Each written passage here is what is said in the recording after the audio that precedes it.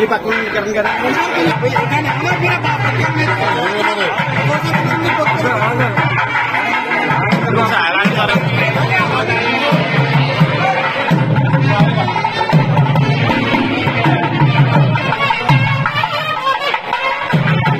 ఇష్టదైవం అంతర్వేది లక్ష్మీ నరసింహస్వామిని దర్శించుకోవడానికి రావడం జరిగింది.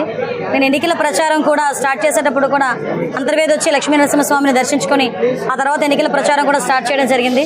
అందులో భాగంగానే గెలిచిన తర్వాత వద్దామని నేను ఇక్కడికి అనుకున్నాను. అందుకే మళ్ళీ ఇక్కడికి వచ్చి లక్ష్మీ నరసింహస్వామిని దర్శనం చేసుకొని స్వామివారి ఆశీస్సులు తీసుకొని రాబోయే కాలంలో యాజ్ ఏ హోమ్ మినిస్టర్గా ఈ రాష్ట్రం తాలూకా రక్షణ విషయంలో కానీ మహిళల తాలూకా భద్రత విషయంలోనే కానీ దైవానుగ్రహం కూడా నా మీద ఉండాలని మనస్ఫూర్తిగా నేను ఇక్కడ కోరుకొని నేను వెళ్తున్నానండి.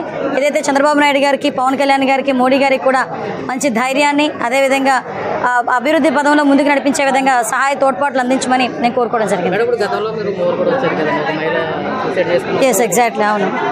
ఇక్కడికి అదే నాకు ఒక్కొక్కసారి అనిపిస్తుంటుంది, అమలాపురం ఒకసారి ఒక అమ్మాయి సూసైడ్ చేసుకుంటే ఇక్కడికి వచ్చి వాళ్ళ ఇంటిని కూడా పరామర్శించడం జరిగింది. అలాంటి సంఘటనలు తిరిగి పునరావృతం కాకుండా ఉండేటట్టుగా పోలీస్ డిపార్ట్మెంట్ వాళ్ళతో కూర్చుని రివ్యూ చేసుకొని డెఫినెట్గా మేమందరం కూడా ఒక పక్క ప్రణాళికతో ముందుకెళ్తాం. ఏదైతే రాష్ట్రంలో గంజాయి డ్రగ్స్ విపరీతంగా పెరిగిపోయి ఉన్నాయి, అదేవిధంగా ఆడపిల్లల మీద అఘాయిత్యాలు కానీ ఆడపిల్లల మిస్సింగ్ కేసులు కానీ చాలా ఎక్కువగా ఉన్నాయి లాస్ట్ 5 yearsలో. క్రైమ్ రిపోర్ట్ చూసుకున్నా కూడా చాలా క్రైమ్ రిపోర్ట్ ప్రకారం కూడా అనేకమైన సంఘటనలు జరిగిన దాఖలాలు కూడా అఫీషియల్గా కనిపిస్తున్నాయి.